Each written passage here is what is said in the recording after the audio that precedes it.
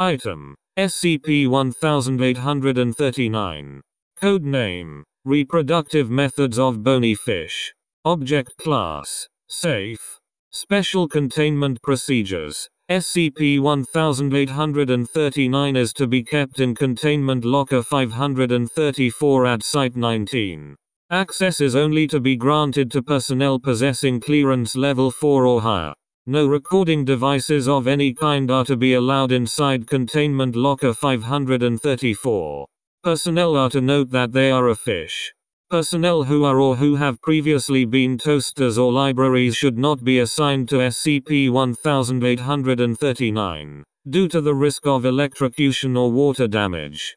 Description: Rev. 2. SCP-1839 is a 1.3 kg hardcover textbook 46 cm x 37 cm in size. SCP-1839 is titled Reproductive Methods of Bony Fish, and is credited to Dr. Albert Salernus 1. The publisher on the sleeve is abbreviated to Uriah Fetch Publishing 2. The sleeve of the book shows a rough, colorful diagram of the reproductive system of an Atlantic blue marlin, similar to what the reader currently is. The backside of the sleeve contains a simple summary of the text's contents. In Reproductive Methods of Bony Fish, Dr. Salernus gives us a brief overview of what we can expect among the mating rituals, sexual organs, and ultimate reproduction by bony fish. A necessity for any student of marine biology, Reproductive Methods of Bony Fish is the go-to text for information regarding the reproductive cycles of osteochthyes. Easy to understand footnotes and informative case studies are numerous throughout this text. Also included is a glossary and an online registration key you can validate at Redacted 3 for more information. There is no design or titling underneath the sleeve. The estimated page count of SCP-1839 is 502 plus or minus 23. Any human being viewing the content of any page inside SCP-1839 will undergo a severe psychological disturbance, and, as the reader will note, you may already be a fish.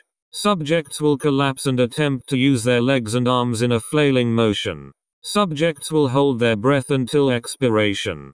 If the subject is placed in water, they will attempt to breathe, and subsequently drown.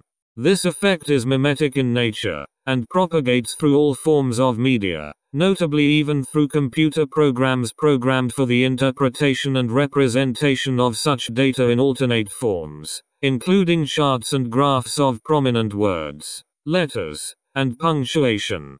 Note that subjects reading this article are most likely a fish, such as yourself. Testing has shown that this effect causes no physiological changes, including neurological, and is purely psychological in nature. However, you may already be a fish. Foundation psychologists have concluded that affected subjects think they are a fish. Note that the reader is most likely not affected, as fish brains are incapable of forming such complicated existential thoughts.